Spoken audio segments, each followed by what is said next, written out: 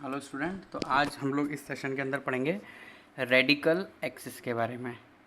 तो radical axis क्या होती है उसको हम लोग समझ लेते हैं सबसे पहले। तो लेट्स दो सर्कल हैं कोई भी, तो दो सर्कल से पहले द रेडिकल एक्सिस की डेफिनेशन देख लेते हैं। The radical axis of two circle is the locus of point, ऐसे पॉइंट का locus which move such that the length of the tangent drawn from it to two circles are equal. Okay, तो इसका क्या मतलब है, suppose करो circle 1, इसी तरीके से एक और सर्कल है सर्कल नंबर 2। तो एक ऐसे पॉइंट के लोकस की बात हो रही है, एक ऐसा पॉइंट जहाँ से बनाई हुई टेंजेंट की लेंथ क्या होती है, इक्वल। तो वो जो लोकस होता है वो एक लाइन होती है, इसको बोलते हैं रेडिकल एक्सिस। यहाँ से बनाई हुई टेंजेंट की जो लेंथ होती है, जैसे यहाँ से मैं एक टेंजेंट बना देता हूँ ये वाली, इसी तरीके से यहाँ से जैसे मान लो ये सर्कल है S1 इजिकल टू 0 और दूसरा सर्कल है S2 इजिकल टू 0। तो S1 पे बनाई हुई टेंजेंट की लंबाई और उसी पॉइंट से S2 पे बनाई हुई टेंजेंट की जो लेंथ है वो क्या होती है, इक्वल। मान लेते हैं ये पॉइंट है P, इसका कोऑर्डिनेट है H, K। ओके, तो सर्कल 1 की जो इक्वेशन है, सर्कल 1 की जो इक्वेशन है वो हम लोग लिख देते हैं। तो सर्कल 1 सपोज करो ऐसा है कुछ, x² plus y² plus 2g1x plus 2f1y plus c1 बराबर 0। और S2 सर्कल जो है, S2 सर्कल की इक्वेशन है x² plus y² plus 2g2x plus 2f1y plus C2 बराबर 0। अब ये बोल रहा है कि ये लेंथ इक्वल है। सपोज करो यहाँ पे पॉइंट जहाँ पे टच कर रहा है वो A पॉइंट है और दूसरे सर्कल को टेंजेंट टच कर रही है वो पॉइंट है B। तो गिवन क्या है, PA बराबर PB, ये बात गिवन है। लेंथ क्या होती है दोनों की, सेम। तो हमें पता है PA का फॉर्मूला क्या रहेगा, √S1। इसी तरीके से PB का फॉर्मूला क्या रहेगा, √S2। कभी भी हमें बाहर एक पॉइंट जहाँ से हम स्पर्शक बना रहे हैं, टेंजेंट बना रहे हैं, तो टेंजेंट की लेंथ निकालने का फॉर्मूला होता है √S1। पहले वाले टेंजेंट की लेंथ मतलब PA बराबर क्या होगा, √S1। PB बराबर क्या होगा, √S2। अगर हम दोनों तरफ स्क्वायर करेंगे तो ये इक्वेशन होगी S1 is equal to S2। Clear. अब हम S2 को लेफ्ट में ले आते हैं तो ये क्या हो जाएगा, S1 माइनस S2 बराबर 0। इस तरह की कोई इक्वेशन हम लोगों को दिखाई देगी। अब देखो ये S1 माइनस S2 बराबर 0 ही रेडिकल एक्सिस की इक्वेशन को रिप्रेजेंट करता है। मतलब सर्कल 1 में से सर्कल 2 को अगर हम माइनस कर देंगे तो हमें इक्वेशन मिल जाएगी। तो ये जो रेडिकल एक्सिस है, रेडिकल एक्सिस RA से लिखाऊंगा मैं इसको बार बार, तो इसकी इक्वेशन क्या होती है, S1 माइनस S2 बराबर 0। अब इसी के अलग अलग केसेस होते हैं। क्या क्या केस होते हैं हम लोग इसके बारे में स्टडी कर लेते हैं।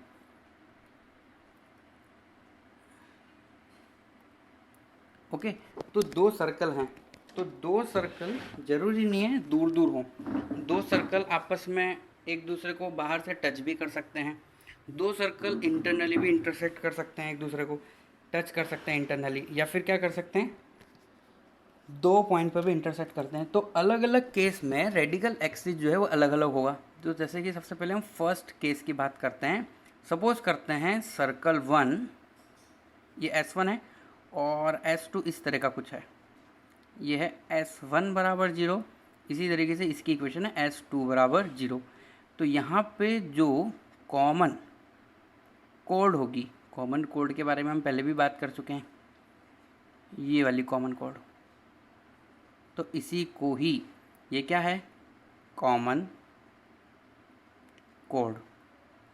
कॉमन कोड को ही रेडिकल एक्सिस बोलेंगे, रेडिकल एक्सिस।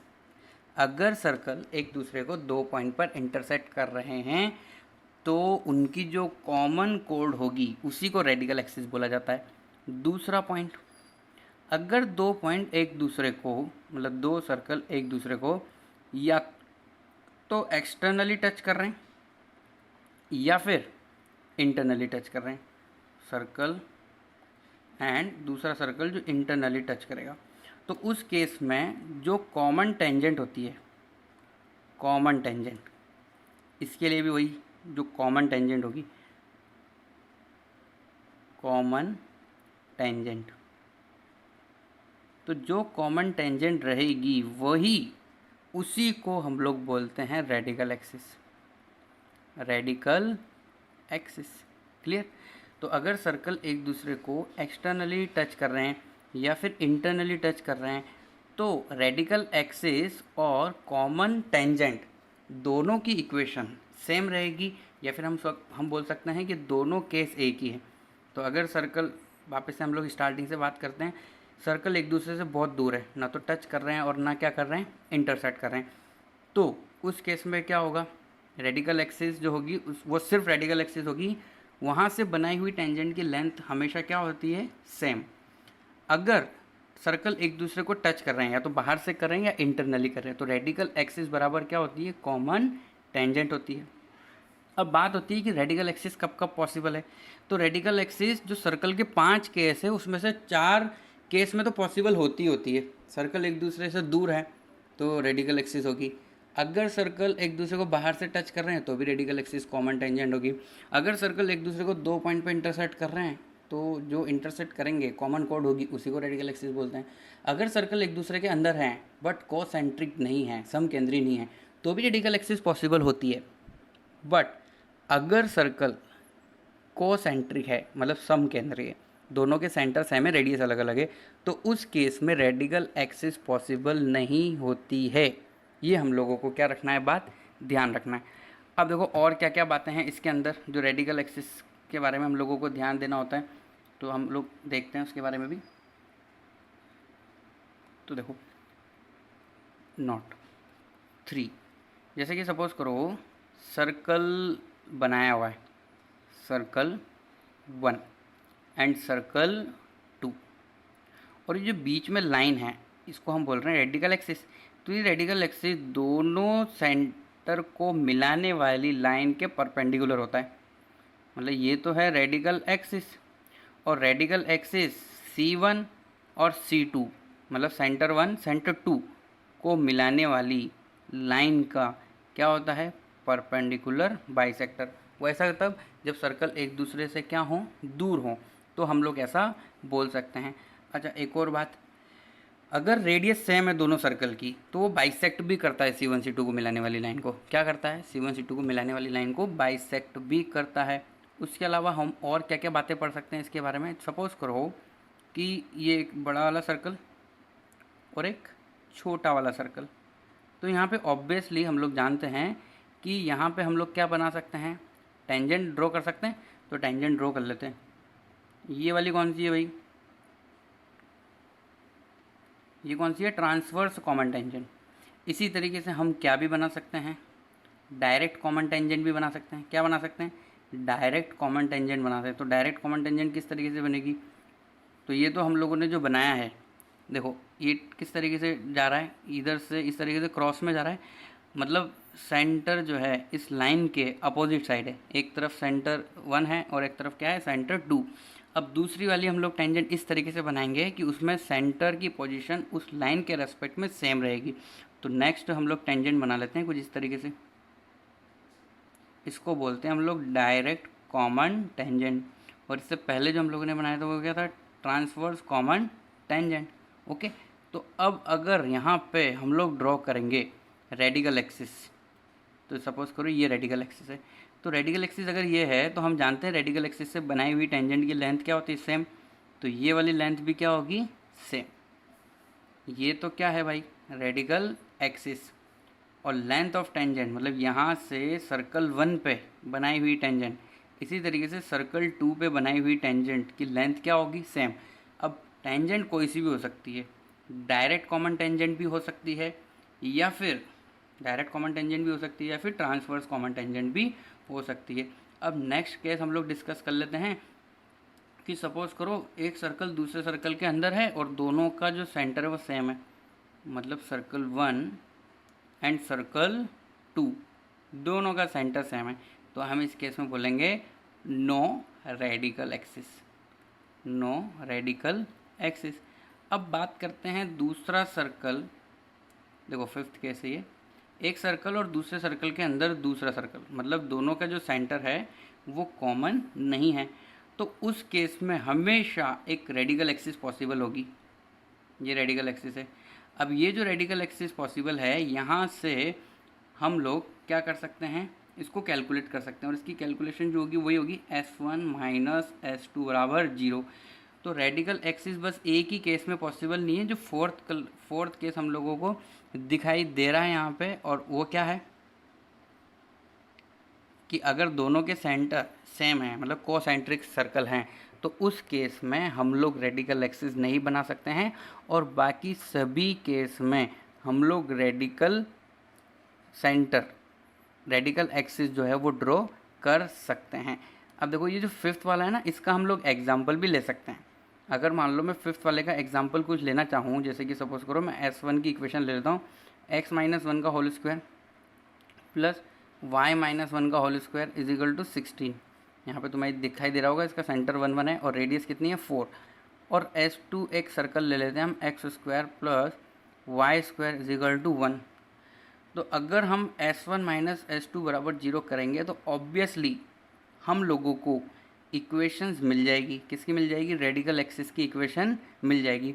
और यहाँ पे एक और बात जो है वो बहुत इंपॉर्टेंट होती है कि जो C1m है, C1m, जैसे मान लो ये है C1 और ये है C2, तो C1m मतलब C1 से अगर मैं परपेंडिकुलर बना रहा हूँ रेडिकल एक्सिस के ऊपर, तो वो हमेशा किससे ग्रेटर देन होगा? R1 से, क्योंकि वो जो सेंटर है वो सेंटर बड़े वाले सर्कल का है, तो बड़े वाले सर्कल का है तो उसकी जो रेडियस होगी रेडियस से ज़्यादा होगा। मतलब हम बोल सकते हैं कि अगर एक सर्कल दूसरे सर्कल के अंदर है तो रेडिकल एक्सिस पॉसिबल होगी, और रेडिकल एक्सिस जो है वो अंदर से नहीं जाएगी, वो कहाँ से जाएगी? बाहर की तरफ से जाएगी। ओके, अब हम लोग इससे रिलेटेड कुछ एग्जाम्पल सॉल्व कर लेते हैं। ओके, तो ये क्वेश्चन क्या कह रहा है? Tangent are drawn to the circle S1 x square plus y square is equal to 12। हम लोग टेंजेंट बना रहे हैं S1 पे, at the point where it intersect the circle S2। मतलब S1 और S2 दो सर्कल है, और दोनों सर्कल का जो इंटरसेक्टिंग पॉइंट है वहाँ पर हम लोग टेंजेंट बना रहे हैं। ओके, तो find the point of intersection of tangent. तो जो टेंजेंट बन रही है उसका हम लोगों को इंटरसेक्टिंग पॉइंट निकालना है। ओके, तो फर्स्ट ऑफ ऑल हम लोग समझते हैं कि डायग्राम कैसा होगा इसका। तो देखो ये एक सर्कल है और दूसरा एक सर्कल है। अब देखो इनकी जो पॉइंट ऑफ इंटरसेक्टिंग है वो ये है, और एक ये है पॉइंट ऑफ इंटरसेक्टिंग। हम लोगों को टेंजेंट बनानी है S1 सर्कल के ऊपर। जैसे मान लो ये S1 इज इक्वल टू 0 है, और दूसरा सर्कल जो है वो क्या है? S2 बराबर 0 है। तो हम लोगों को एक S1 और S2 का जो इंटरसेक्टिंग पॉइंट है उसको नाम दे देते हैं हम A और B, जैसे मान, और वहाँ से हमें क्या बनानी है? टेंजेंट बनानी है। तो देखो ये A पर टेंजेंट, इसी तरीके से अगर हम B पे भी टेंजेंट बनाएंगे तो ये जो इंटरसेक्टिंग पॉइंट है उसको हमें फाइंड करना है। तो उसको मैं मान लेता हूँ P H, K, और इन दोनों का सर्कल का जो इंटरसेक्टिंग पॉइंट है वो क्या है? A और B। So we need to find out the point P। मतलब हम लोगों को H और K की क्या निकालनी है? इक्वेशन कैलकुलेट करनी है। तो देखो हम एक काम कर सकते हैं, हम AB की इक्वेशन निकाल सकते हैं। देखो इक्वेशन ऑफ AB, अगर हम इसको कॉर्ड ऑफ कॉन्टैक्ट माने तो chord of contact with respect to P point H, K।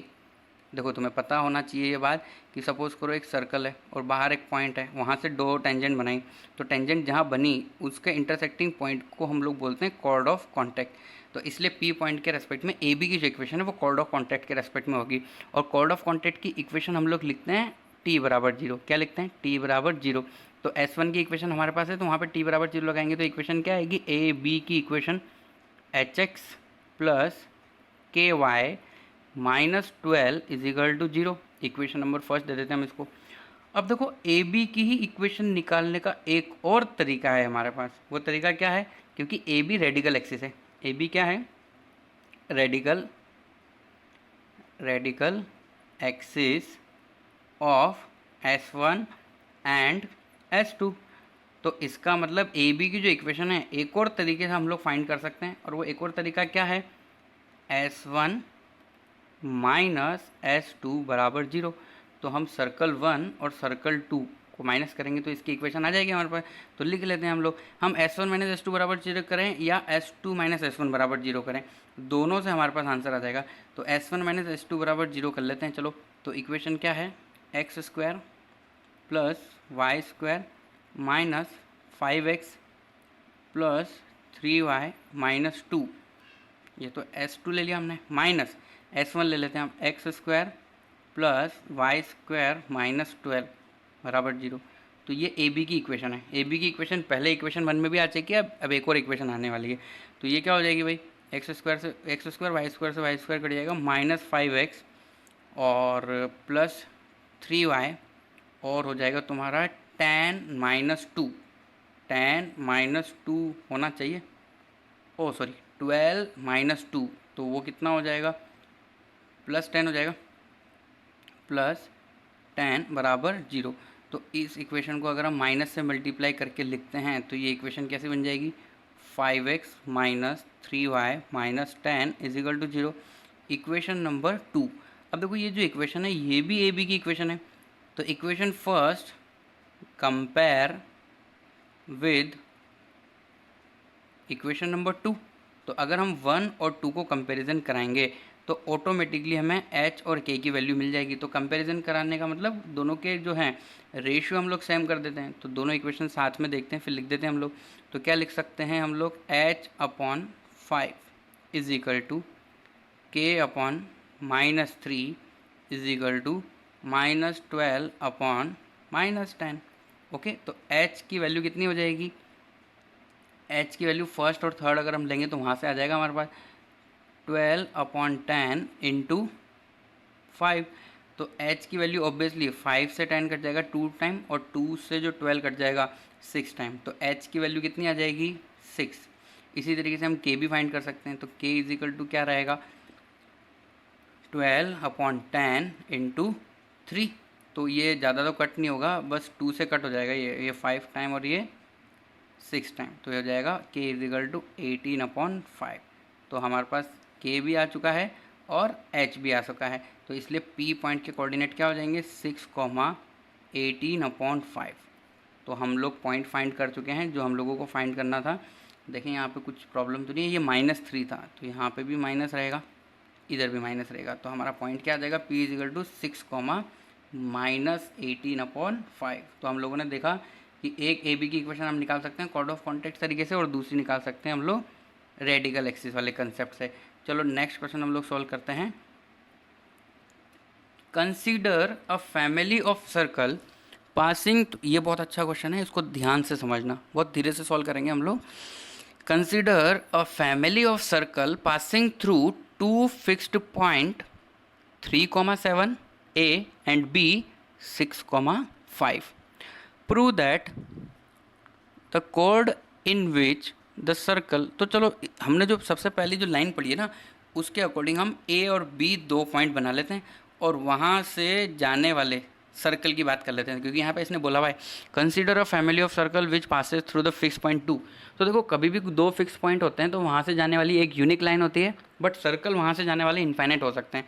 तो ए और बी 2 पॉइंट की बात हो रही है, तो चलो बना लेते हैं हम लोग ए पॉइंट और इसी तरीके से हम बी पॉइंट भी बना लेते हैं। अब अगर मान लो यहाँ से जाने वाले मुझे सर्कल बनाना है तो मैं सर्कल भी बना सकता हूँ यहाँ से जाने वाले। ओके, ये तो हो गया हमारा सर्कल 1। क्या इस तरीके से हम और भी सर्कल बना सकते हैं? यस, तो हम और भी सर्कल यहाँ से बना सकते हैं, तो बना लेते हैं।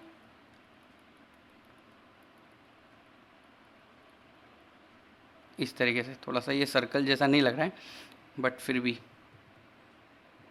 चलो सर्कल जैसा बनाते हैं, वापस से ट्राई करते हैं। ए और बी से जाने वाला कोई और सर्कल हम लोगों को बनाना है। तो डायमीटर मान के बना लेते हैं इसको। देखो कुछ इस तरीके से अगर हम बना लेते हैं, ये ऐसे, ये भी हम एक सर्कल बना सकते हैं। तो हमने 2 सर्कल बना लिए जो कहाँ कहाँ से जा रहा है, ए से एंड, और कहाँ से जा रहा है, बी से। अब आगे पढ़ते हैं क्या बोल रहे हैं। प्रूव दैट द कोड in which the circle S1 x square plus y square minus 4x minus 6y minus 3 equal to 0 cut the member of the family are concurrent at a point। देखो वापस से पढ़ते हैं क्या बोल रहे हैं। Prove that chord in which the circle S1 cut the member of family are concurrent at a point। अब देखो ये हम लोगों को समझने के लिए सबसे पहले S1 ड्रॉ कर देना चाहिए। तो अगर हम S1 ड्रॉ करते हैं तो S1 के लिए डिफरेंट कलर यूज़ कर लेते हैं। देखो S1 एक सर्कल है इस तरीके से, ये S1 है, इसका यहाँ पे तो कहीं पे तो सेंटर होगा, बीचों बीच बिल्कुल। अब ये क्या बोल रहा है, S1 जो है वो सर्कल और ये जो 2 सर्कल है दोनों की कोड जो है वो कॉन्करेंट है। अब देखो सबसे पहले हम लोग देखते हैं कि ये वाला सर्कल जो है एक तो ये वाले पॉइंट पे इंटरसेक्ट कर रहा है और कौन से पॉइंट पे इंटरसेक्ट कर रहा है, ये इस वाले पॉइंट पे। तो इसको हम मिला देते हैं, ये वाली लाइन।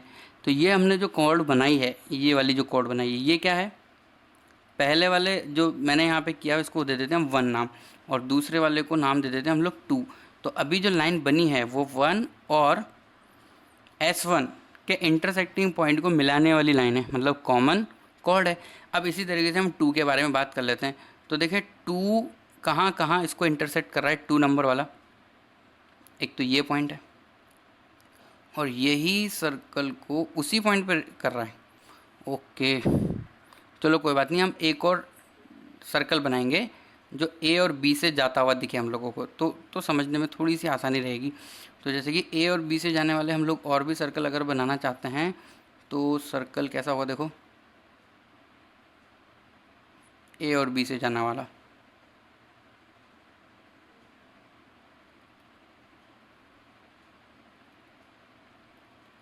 ये ए और बी। अब देखो ये ए और बी से जा रहा है सर्कल, तो इस ग्रीन वाले का और S1 का इंटरसेक्टिंग पॉइंट कौन कौन से हैं, ये वाले इंटरसेक्टिंग पॉइंट है इसके, किसके साथ, ग्रीन वाले का इसके साथ। तो देखो अगर मान लो मैं इस लाइन को ड्रॉ करता हूँ तो यहाँ पे मेरे पास एक पॉइंट आ रहा है। अब ये पॉइंट जो मैंने सबसे डार्क किया हुआ है, बात बस इसी की हो रही है। बात इसकी कैसे हो रही है, देखो एक अब हम लोग नाम दे देते हैं जो हमने 2 लाइन बनाई है। क्या क्या नाम हम लोग यहाँ पे दे सकते हैं, PQRS भी हम लोग नाम दे सकते हैं, ए भी तो पहले से यूज़ किया हुआ है ना। तो हम लोग नाम दे देते हैं, जैसे कि सपोज़ करो एक का नाम MN और दूसरे का नाम दे देते हैं हम लोग इसका P और यहाँ पे Q। तो देखो ये बात हो रही है PQ एंड PM की, मतलब ये प्रूव क्या कराना चाहता है मैं बता रहा हूँ तुम्हें, MN and dash dash dash. मतलब इसका मतलब क्या है, जैसे मान लो मैंने ग्रीन का एक बनाया और रेड कलर के 2 सर्कल बनाए, ऐसे ही AB से जाने वाले इन्फाइनाइट सर्कल होंगे। इन्फाइनाइट सर्कल S1 को किसी न किसी पॉइंट पे इंटरसेक्ट करेंगे, जैसे मान लो PQ पे इंटरसेक्ट कर रहे हैं, MN पे इंटरसेक्ट कर रहे हैं, तो ऐसी और भी लाइन्स बनेगी ऐसे। तो जितने भी जो कॉमन कोड होगी उन सब का जो इंटरसेक्टिंग पॉइंट होगा वो एक ही होगा, इसको नाम दे देते हैं हम लोग A। आर कॉन्करेंट, कॉन्करेंट का मतलब होता है संगामी। ये हम लोगों को प्रूव करना है कि जितने भी डैश डैश करके AB से जाने वाले सर्कल हम बनाएंगे वो सब S1 से इंटरसेक्ट होके जो कॉमन कोड बनाएंगे वो कॉन्करेंट होंगे। हम लोगों को इतना सा प्रूव करना है। ओके तो सबसे पहले AB से पास होने वाले सर्कल की इक्वेशन लिखना चाहता हूँ मैं। जैसे कि मान लो यहाँ पे 1 2, इसी तरीके से ग्रीन वाले का अगर नाम मैं 3 देता हूँ तो 3, ऐसे बहुत सारे सर्कल होंगे। ये कहाँ से जा रहे हैं भाई, पासिस थ्रू AB। तो AB से पास होने वाले सभी सर्कल की इक्वेशन अगर हम लोग लिखना चाहते हैं तो किस तरीके से लिख सकते हैं। तो देखो बहुत ही इजी कंसेप्ट है, ध्यान देना। AB को डायमीटर मान के एक सर्कल की इक्वेशन लिखते हैं सबसे पहले। तो AB को डायमीटर मानने के लिए AB की जो है A पॉइंट और B पॉइंट हमारे पास होने चाहिए। तो देखो A पॉइंट कितना है, ऊपर लिखा हुआ है, तो हम A के अकॉर्डिंग ले लेते हैं AB को डायमीटर मान के एक सर्कल।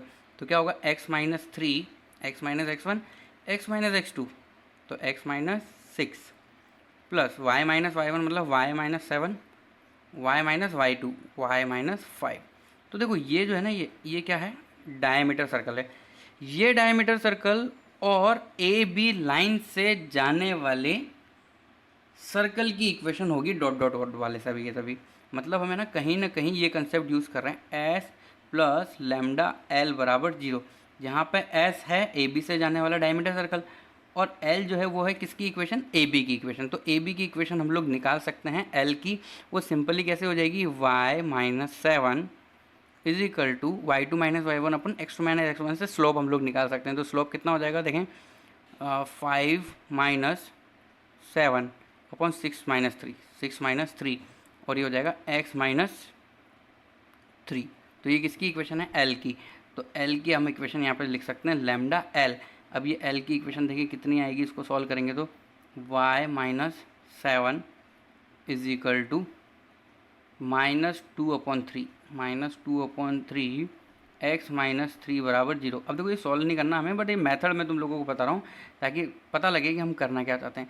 तो यहाँ पे लैम्डा क्या लिखना होगा हम लोगों को, ये वाली लाइन की इक्वेशन। तो लैम्डा एल बराबर जीरो लिख देता हूँ मैं।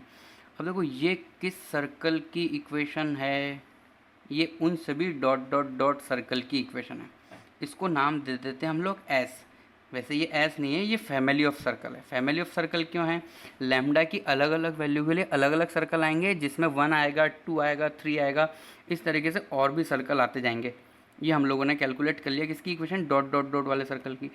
अब हम लोगों को क्या करना है, अब हम लोगों को रेडिकल एक्सिस की इक्वेशन निकालनी है। तो रेडिकल एक्सिस की इक्वेशन हम लोग निकाल सकते हैं, किस तरीके से निकाल सकते हैं, जैसे कि सपोज़ करो जो पहला वाला सर्कल है डॉट वाला और S1 दोनों के इंटरसेक्टिंग पॉइंट, मतलब दोनों की कॉमन कोड से जाने वाला, अगर मुझे सर्कल की इक्वेशन निकालनी हो तो फॉर्मूला क्या होगा,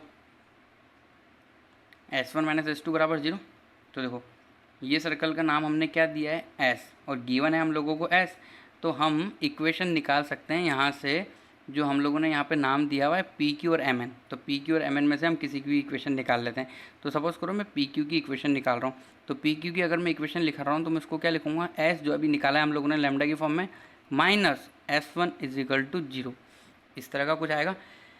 अब S - S2 बराबर जीरो तो लिख दिया हम लोगों ने। अब S की इक्वेशन हम लोग लिख देते हैं, क्योंकि S की इक्वेशन अभी अभी हम लोगों ने कैलकुलेट की है। तो S की इक्वेशन हम लोगों ने कैसे कैलकुलेट करी है, एक तो ये डायमीटर सर्कल। अब डायमीटर सर्कल है ना, उसका नाम सपोज करो हम एस डैश दे देते हैं। तो हम उसको क्या लिख सकते हैं, S dash plus lambda L. ये मैं एस डैश इसलिए दे रहा हूँ क्योंकि हमें पूरी सर्कल की इक्वेशन नहीं लिखनी पड़ेगी।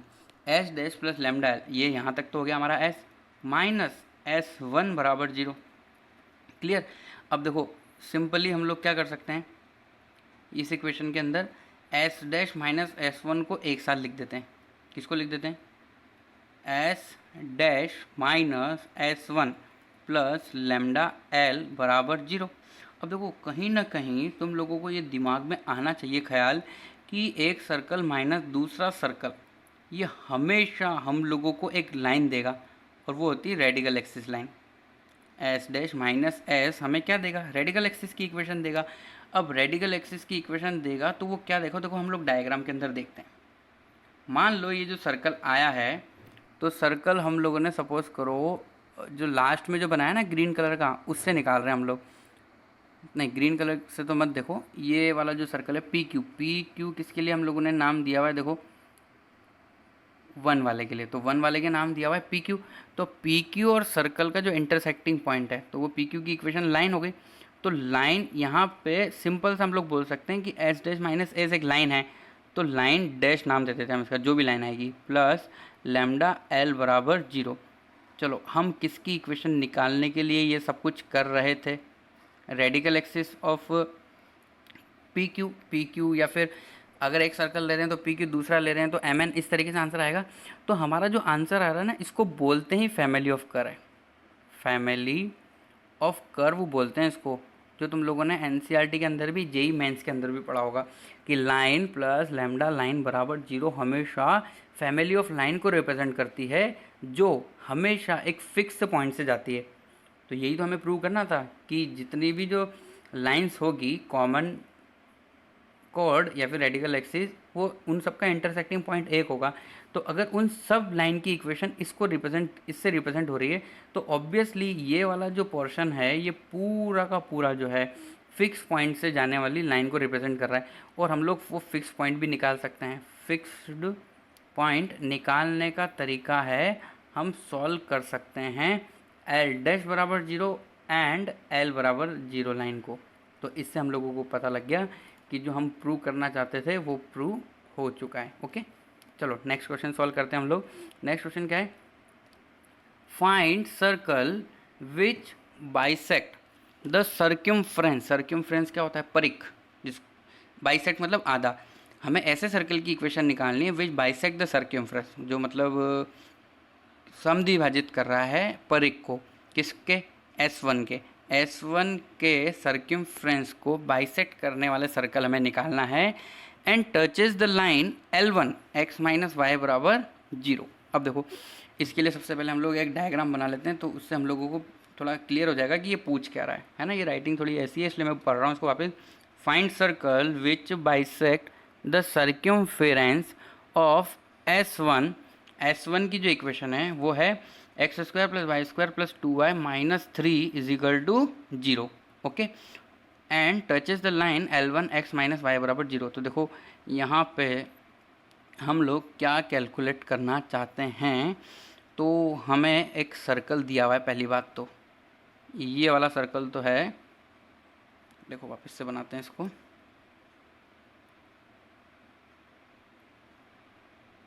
ये सर्कल है, इस सर्कल को हम लोग बोल रहे हैं नाम S1। ठीक है, अब हमें एक और सर्कल कैलकुलेट करना है। उसके लिए डिफरेंट कलर यूज़ करते हैं ताकि थोड़ा पहचानने में आसानी हो।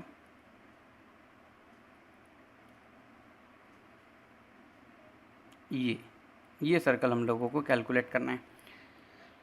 अब कैसे कैलकुलेट करना है? ये जो है थोड़ा सा बड़ा बनना चाहिए था, कोई बात नहीं।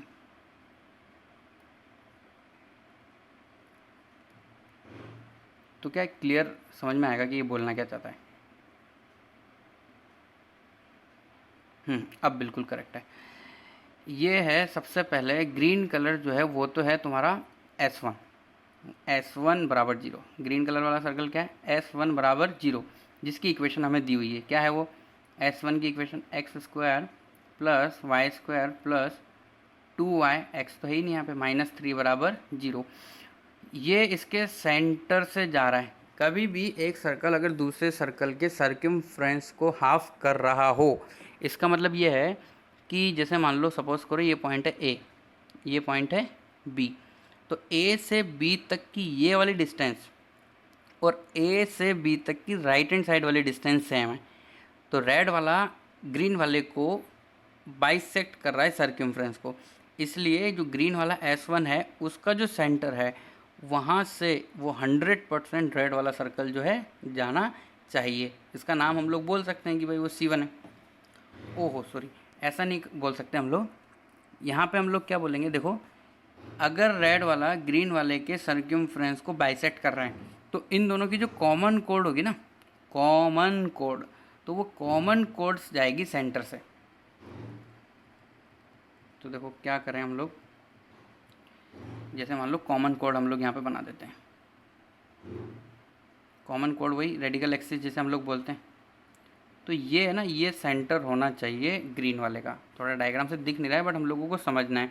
तो देखो, कभी भी एक सर्कल दूसरे सर्कल को सर्कमफ्रेंस को बाइसेक्ट करता है तो दोनों की जो कॉमन कोड है वो सेंटर से जाएगी जिसको बाइसेक्ट कर रहा है। तो रेड वाला बाइसेक्ट कर रहा है ग्रीन वालों को, तो इसलिए दोनों की जो कॉमन कोड है वो C1, मतलब जो हम लोगों को S1 सर्कल है उसके सेंटर से जाना चाहिए। अब देखो, हम लोगों को इक्वेशन जो किसकी निकालनी है? रेड वाले की निकालनी है। रेड वाले के बारे में एक इन्फॉर्मेशन दी हुई है कि वो टच करता है L1 को। अब L1 लाइन बना देते हैं हम लोग। तो सपोज करो ये लाइन है L1, ये L1 है और ये गिवन है हम लोगों को। इसकी इक्वेशन क्या है? x बराबर y या x माइनस वाई बराबर 0। और ये कहाँ पे टच हो रहा है? P पॉइंट पे, और वो P पॉइंट के कोऑर्डिनेट दिए हुए हैं 0,0। अब देखो हम रेड कलर वाले सर्कल की इक्वेशन कैसे लिख सकते हैं। सर्कल, इस वाले सर्कल की हम इक्वेशन कैसे लिख पाएंगे? तो देखो सिंपली जो पी पॉइंट है वहाँ पर हम लोग मान लेते हैं पॉइंट सर्कल, और वो पॉइंट सर्कल लाइन के भी इंटरसेक्टिंग पॉइंट से जा रहा है। तो हम लोग जो रेड कलर की इक्वेशन है वो ऐसे लिख सकते हैं, x square plus y square बराबर 0। ये किसकी इक्वेशन होगी? Point circle at P. अब ये सर्कल और लाइन, लाइन कौन सी? एक्स माइनस वाई बराबर 0, दोनों के इंटरसेक्टिंग से जा रहा है। तो हम क्या लिख सकते हैं? Circle plus lambda L, L मतलब एक्स माइनस वाई बराबर 0। ये जो इक्वेशन है ना, ये इक्वेशन रिप्रेजेंट कर रही है रेड वाले सर्कल को। अब रेड वाले सर्कल का अगर नाम एस है तो हम इसको बोल सकते हैं एस, जैसे कि मान लो इसका नाम है एस, तो हम लोग बोल सकते हैं एस इक्वेशन है। ओके, अब देखो इसकी इक्वेशन में के अंदर क्या है भाई? लैम्डा है। अब लैम्डा कैलकुलेट करने के लिए हम लोग क्या करेंगे? तो सबसे पहले हम इक्वेशन निकालेंगे ए बी की। अगर मैं इसको नाम दे दूँ ए और इसको नाम दे देता हूँ मैं बी, तो ए बी क्या है भाई? ए बी है कॉमन कॉर्ड, या फिर इसका एक और नाम हो सकता है, इसको हम क्या बोल सकते हैं? Radical axis of S and S one. तो उसकी इक्वेशन कैसे होगी? एस माइनस एस वन बराबर 0। तो अगर हम सर्कल 1 में से सर्कल 2 को माइनस करेंगे तो हमें किसकी इक्वेशन मिल जाएगी? ए बी की इक्वेशन मिल जाएगी। ओके, तो ए बी की इक्वेशन हम लोग लिख सकते हैं ईजिली। तो ए बी की इक्वेशन क्या हो जाएगी? लैम्डा एक्स माइनस, अगर हम पहले वाले सर्कल में से दूसरे वाले सर्कल को माइनस करेंगे तो अब एक्स स्क्वायर वाई स्क्वायर तो कट ही जाएगा, तो ये हो जाएगा -2 प्लस लैम्डा वाई प्लस 3। देखें और भी कुछ आ रहा है, चेक कर लो। अगर हम S1 में से S2 को माइनस करेंगे तो नहीं, बराबर 0। अब देखो ये कहाँ से पास होगा? Passes through C1, passes through C1, और C1 जो है वो सेंटर है ग्रीन वाले S1 सर्कल का। तो सेंटर हम लोगों को गिवन है, इक्वेशन से हम लोग पता लगा सकते हैं। 0 कॉमा क्या हो जाएगा? -1। तो C1 इसमें सेटिस्फाई होना चाहिए क्योंकि ये लाइन सेंटर से जाएगी। तो हम अगर इसमें सेटिस्फाई करेंगे तो क्या आएगा? लैम्डा एक्स मतलब वो तो 0 हो गया, -2 प्लस लैम्डा, और y की वैल्यू हम लोगों को कितनी रखनी है? -1 है ना। 3 को उधर भेज देते हैं हम, -3 हो जाएगा। तो देखो यहाँ पे क्या हो जाएगा? -1 माइनस, तो ये तो हो गया प्लस, तो ये हुआ 2 प्लस लैम्डा इजिकल टू -3। तो लैम्डा इजिकल टू होना चाहिए लैम्डा प्लस 2 इजिकल टू -3, तो लैम्डा की वैल्यू होनी चाहिए -5। अब ये लैम्डा की वैल्यू अगर हम लोग इसमें रख देंगे तो हम लोगों को ग्रीन कलर का सर्कल मिल जाएगा। और देखो हम लोगों को कैलकुलेट भी वही करना है। क्वेश्चन दोबारा से पढ़ लेते हैं हम लोग। फाइंड सर्कल विद इंटरसेक्ट सर्क्यूम्फ्रेंस, बिल्कुल। तो अगर हम इसको इक्वेशन में रख देंगे तो हमारे पास आंसर आ जाएगा जो हम लोगों को कैलकुलेट करना था, ग्रीन कलर का सर्कल। एक्स क्या हो जाएगा? X square plus y square, -5 आया ना, तो -5x प्लस 5y बराबर क्या हो जाएगा? 0। ओके, तो इसकी इक्वेशन देख के हम लोग पता लगा सकते हैं। जहाँ हम लोगों ने सबसे पहले लैम्डा की फॉर्म में लिखी थी तभी हम लोग बता सकते थे कि भाई इसमें कांस्टेंट नहीं आएगा, कांस्टेंट नहीं आएगा, इसका मतलब ये कहाँ से पास होगा? तो ये पास होगा ओरिजिन से। क्लियर? तो इतना सा समझ में आ रहा है। अब आगे हम लोग पढ़ते हैं। देखो ऑर्थोगोनल वाला कंसेप्ट हम लोगों ने पहले भी पढ़ा हुआ है, पर फिर भी हम लोग इस क्वेश्चन के अंदर और देख लेते हैं कि अगर दो सर्कल एक दूसरे के ऑर्थोगोनल है तो इसका मतलब उनके बीच में एंगल 90 डिग्री है। अगर दो सर्कल के बीच में एंगल 90 डिग्री है तो रिलेशन क्या होता है दोनों के बीच में? 2g1g2 plus 2f1f2 is equal to c1 plus c2, ऐसा होता है। अब अगर एक लाइन सर्कल के लिए ऑर्थोगोनल है, ऐसा भी होता है। मैंने तुम लोगों को लास्ट लेक्चर के अंदर बताया था, लास्ट के अंदर, कि लाइन और सर्कल के बीच में एंगल निकालने वाला भी कुछ कंसेप्ट होता है। तो लाइन और सर्कल के बीच में एंगल निकालने का जो कंसेप्ट होता है वो किस तरीके से होता है? जैसे मान लो हम लोगों ने लाइन बना दी, सर्कल को इंटरसेक्ट कर रही है वो, तो इंटरसेक्ट जिस पॉइंट पर करेगी, लाइन सर्कल को जिस पॉइंट पर इंटरसेक्ट करेगी उस पर हम लोग क्या बना देंगे? टेंजेंट। अब सर्कल की तो टेंजेंट और लाइन दोनों के बीच में जो एंगल होगा उस एंगल को हम लोग बोलते हैं angle between line and circle. Okay, तो ये क्वेश्चन क्या कह रहा है समझ लो ताकि तुम लोग सॉल्व कर सको और मुझे बता सको, क्योंकि ये होमवर्क है। ये क्वेश्चन क्या रहेगा? Homework. Find the circle which cut the circle S1 and line pair x y is equal to 0 orthogonally, मतलब हमें एक ऐसा सर्कल निकालना है जो S1 के लिए भी ऑर्थोगोनल हो और इनसे जो लाइन रिप्रेजेंट हो रही है सिंपली x बराबर 0 और y बराबर 0, मतलब x एक्सिस और y एक्सिस। तो x एक्सिस के लिए भी ऑर्थोगोनल हो, y एक्सिस के लिए भी ऑर्थोगोनल हो और दिए हुए सर्कल के लिए भी ऑर्थोगोनल हो। तो ये क्वेश्चन तुम सॉल्व करोगे ना तो तुम्हें ऑर्थोगोनल का रियल कंसेप्ट समझ में आएगा, और अगर नहीं सॉल्व हुआ तो समझ लेना, सीखेंगे। ओके।